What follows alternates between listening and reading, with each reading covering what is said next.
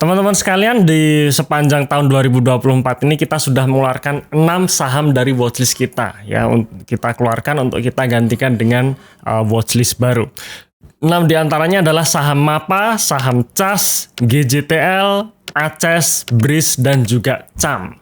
6 saham tersebut karena harga sahamnya sudah naik dan juga sudah tidak murah lagi, ya tentu saja kita keluarkan, kita ganti dengan saham-saham under value lainnya. Di sisi lain memang tidak semua saham di watchlist kami sudah naik ya, ada beberapa yang juga turun seperti misalkan BTPS dan juga WH. Tapi jangan khawatir, bagi kawan-kawan yang misalkan punya 2 saham tersebut yang masuk dalam member kami atau dalam komunitas kami di program Value Investing Mastery, kita sudah berikan solusinya ya. Kita review lagi sahamnya apakah masih worth atau tidak, kita lihat skenarionya dan kemungkinan-kemungkinan untuk tahun ini, sekaligus tipsnya apakah akan kita lanjutkan hold atau sebaiknya kita ganti dengan saham yang baru.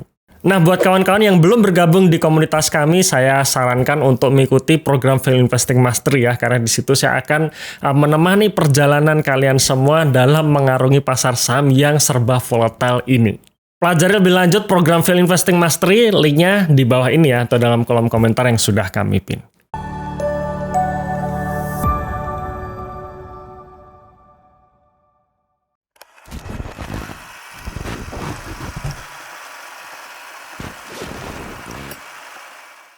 Dan di video kali ini kita akan membahas salah satu saham yang ada di watchlist kita juga ya, di watchlist kami. Di mana watchlist kami ini sudah kita perbarui, jadi ada 3 saham yang menurut analisa kami masih under value dan kita upgrade atau kita update dengan kinerja terbaru full year 2023. Ebook tersebut free, bisa di-download secara gratis ya. Linknya juga ada dalam deskripsi di video ini atau dalam kolom komentar yang sudah kami pin. Jadi jangan lupa teman-teman untuk mendownload ebook watchlistnya ya. Sekali lagi linknya di dalam kolom komentar. Oke, di video kali ini kita akan bahas saham Elsa atau Elnusa, yang dimana saham ini sebenarnya pernah kita bahas sekitar bulan September 2023 lalu ya, yang thumbnailnya seperti ini ya, siap-siap rally saat harga minyak naik. Jadi kebetulan harga minyak saat ini juga sedang tinggi-tingginya, dan Elsa ada kaitannya atau ada hubungannya dengan perminyakan ini ya, atau minyak bumi ini. Nah, saya di sini tidak akan membahas panjang lebar lagi mengenai bisnis Elsa karena sudah saya jelaskan di video tersebut. Jadi bagi teman-teman yang belum menonton video tersebut, silahkan untuk menonton dulu video tersebut ya, karena di situ kita bahas mengenai bisnisnya Elsa.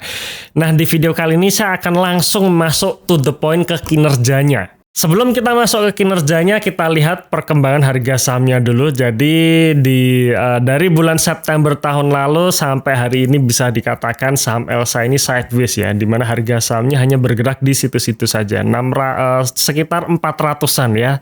Naik turunnya di 380 sampai 430-an, kira-kira seperti itu. Jadi ini bisa kita simpulkan harga sahamnya masih sideways. Dan di harga 400 saat ini menunjukkan level PBV 0,6 kali, di mana ya tentu saja secara valuasi ini masih masuk kategori under value. Saya akan langsung masuk ke kinerjanya. Jadi sekali lagi buat teman-teman yang ingin mempelajari tentang bisnisnya Elsa, bisa tonton video yang sebelumnya ya, yang kita publish di bulan September kemarin ya. Linknya juga kita tempatkan atau kita kasihkan ya, linknya di dalam kolom komentar. Jadi bisa teman-teman untuk langsung menuju ke video tersebut.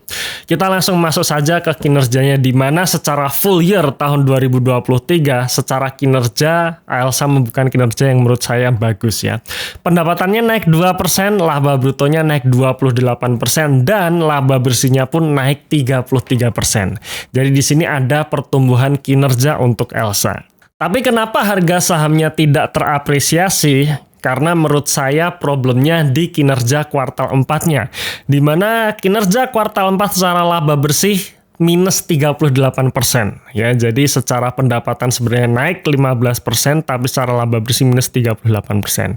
By the way, ini kinerja secara kuartalan ya. Jadi dibandingkan dengan kuartal 3 2023 ya. Jadi antara kuartal 3 dari kuartal 3 ke kuartal 4 2023 kinerjanya justru turun. Ya, jadi secara tahunan naik tapi secara kuartalan turun, kira-kira seperti itu. Nah, salah satu segmen yang kita soroti adalah jasa hulu migasnya, karena di video sebelumnya kita memfokuskan ya bahwa Elsa ini bisnis utamanya adalah di jasa hulu migas, di mana inilah yang kita tunggu-tunggu. Pertumbuhan dari jasa hulu migasnya inilah yang kita tunggu-tunggu. Tapi ternyata di kuartal 4 2023 kemarin, sektor atau jasa hulu migasnya mengalami penurunan. Di mana kalau kita lihat posisi September 2023, segmen jasa hulu migas mampu memberikan laba 87,5 miliar rupiah. Tapi yang terjadi pada kuartal 4-nya justru di segmen jasa hulu migasnya laba bersihnya turun ya menjadi 67 miliar rupiah. Artinya apa? Artinya di kuartal 4 ada kerugian di segmen jasa hulu migasnya ya, padahal Elsa sendiri merupakan perusahaan jasa hulu migas, dan itulah yang menurut saya faktor fundamental kenapa harga sahamnya tidak terapresiasi setelah rilis laporan keuangan full year 2023-nya. Tetapi di sisi lain, kalau kita mau melihat perkembangan histori kinerja dalam jangka panjangnya ya, sebenarnya di tahun 2023 Elsa ini membukukan atau mentorehkan kinerja yang sangat bagus, di mana dari sisi pendapatan maupun laba bersih ini bisa menembus level all time high-nya. Pendapatan Elsa posisi tahun 2023 mampu mencatat pendapatan 12,5 triliun dengan laba bersih 503 miliar, dan laba bersihnya ini pun juga laba bersih all time high. Tapi memang untuk di sisi laba bersihnya yang menyumbang atau kontributor utamanya bukan di jasa hulu migas, melainkan di jasa distribusi dan logistiknya. Ya, jadi kalau kita tarik data histori sebelum tahun kira-kira 2018 ya, atau sebelum COVID 2020, segmen jasa hulu migas ini yang menjadi penopang kinerjanya ya, dan waktu itu sekitar tahun 2013-2014 harga saham Elsa waktu itu diperdagangkan sampai di level 700. Penyumbangnya adalah segmen jasa hulu migas ya. Cuman untuk periode tahun 2023 ini bergeser dari segmen jasa hulu migas menjadi segmen jasa distribusi dan logistik sebagai penopang kinerja Elsa untuk tahun 2023. Dari sisi sentimen, sebenarnya di tahun 2024 ini ada sentimen positif untuk Elsa ini, di mana harga minyak saat ini tinggi-tingginya ya. Jadi faktor geopolitik, masih terjadinya perang di Timur Tengah membuat harga minyak bumi atau minyak dunia itu naik. Dan tentu saja Elsa diuntungkan karena Elsa sendiri merupakan perusahaan yang bergerak di sektor jasa, terutama jasa hulu migas. Di sisi lain, untuk segmen jasa distribusinya ini juga dapat sentimen bagus seharusnya untuk tahun 2024 ini, di mana di tahun 2024 ini kuartal 1 ada event pemilu 2024 dan kuartal 2-nya ada lebaran, di mana pastinya permintaan akan distribusi bahan bakar minyak itu juga meningkat. Nah, dari analisa yang sepintas tadi saya jelaskan, kira-kira menurut kalian di tahun 2024 ini apakah ada potensi kenaikan kinerja untuk Elsa? Dan apakah Elsa ini akan menjadi salah satu saham pemenang untuk tahun 2024 ini?